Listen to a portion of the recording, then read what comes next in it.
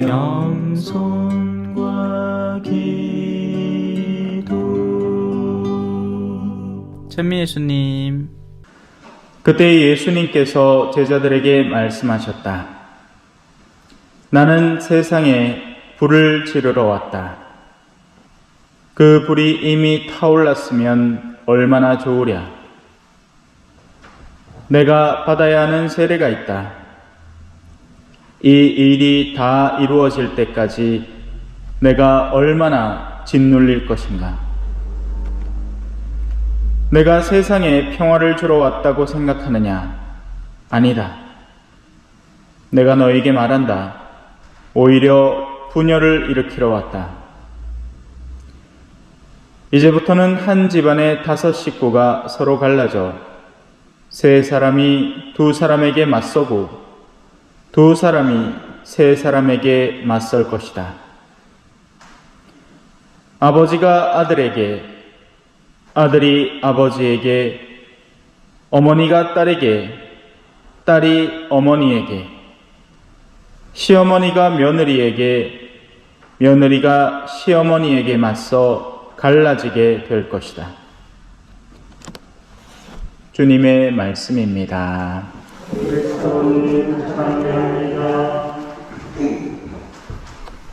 찬미 예수님. 오늘 무슨 날입니까? 왜 이렇게 헐빈하노? 네. 아까 이제 한 분은 배 아프다고 갔어요. 배가 아프다 하면서 미사는 못 오겠다 하시길라 모시다 드릴까 했더니 괜찮다 하시네. 그래요. 지난번 약속은 유효합니다. 한 달 꾸준히 계속 10명 밑으로 오면 봉고를 보내고 여러분들이 주일 미사에 오는 게 훨 나아요. 지금은 임시적인 조치인 겁니다. 자, 오늘 예수님의 말씀은 가슴을 저릿하게 만듭니다. 우리는 성당을 다니는 이유가 서로 엄치라고, 서로 사랑하라고, 서로 하나 되라고 하는 줄 알았는데 오늘 복음에서 예수님은 이상한 소리를 하기 시작합니다. 나는 세상에 불을 지르러 왔다. 개사코 그죠? 또 내가 세상에 평화를 주러 왔다고 생각하느냐? 아니다. 내가 너에게 말한다. 오히려 분열을 일으키러 왔다. 근데 이제 이해를 잘 해봐야 되겠죠. 여전히 예수님의 가르침은 유효합니다. 사람들이 하나 되기를, 특히나 요한복음에서 그걸 간절히 기도하시죠. 아버지, 이 사람들이 하나 되게 해 주십시오. 근데 문제는 하느님이 주도적으로 하나를 만들어 버릴 수 있으면 만들면 끝입니다. 그거는 창세기부터 해서 지금까지 하느님이 원했더라면 그런 인간들을 만들면 돼요. 무슨 말이죠? 로봇을 만들면 됩니다. 로봇은 명령된 명령어대로 왼쪽으로 가라 하면 전부 다 일제히 따까따까따까따까따까따까따까따까따까따까 이렇게 갈 끼고, 오른쪽으로 가라 하면 전부 다 따까따까따까따까 해가 갈 끼니까. 근데 로봇의 문제는 뭐죠? 자유가 존재하지 않죠. 자유가 없으면 그야말로 우리가 사물들을 대하는 거하고 똑같습니다. 이 책을 여기다 갖다 놓으나, 이 책을 바닥에 내려다 놓으나 이 책한테 탓이 있나요? 없죠. 내가 한 거잖아. 또 이 책을 아주 아름답게 꾸며서 액자에 넣는다 하더라도 책을 두고 아이고 니 참 이쁘게 꾸몄네 할 이유가 전혀 없습니다. 왜? 내가 한 거니까. 책이 의미를 가지려면 책은 자유를 가지고 있어야 되는 겁니다. 책이 어딘가에 존재하는데 내가 그걸 보고 놀라려면 어이구야 네가 와 여기 있노? 니는 저기 밑에 있어야 마땅할 존재인데 이마에 올라와 있나? 왜 가끔씩 왜 그런 거 보면 놀라지 않나요? 달팽이가 그죠? 한길 가운데에 나와 있는 거예요. 그러면 아이고 저까지 온다고 얼마나 해갈수 있겠노? 이런 마음이 들죠. 근데 이제 지나간 사람 퍽 밟아보지. 길에 가다 보면 막 깨구리 터진 거, 별 희한한 거. 얼마 전에는 저 초전 삼거리에 개가 한 마리 턱 주고 있더라고, 백구가.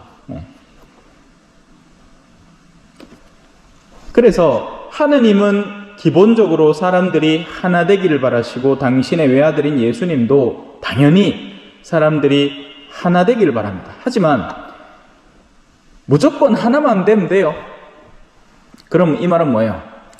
야, 오늘 너가 마누라 다 까먹고 우리 오늘 저녁에 징하이 한 잔 먹자. 오늘 3차까지 가고 전부 다 이제 저 큰 술집에 가갖고 옆에 여자 끼고 노는 기란 됐지? 하나 됐습니다. 그럼 됐네요. 그렇게 하나 되라는 게 아니죠.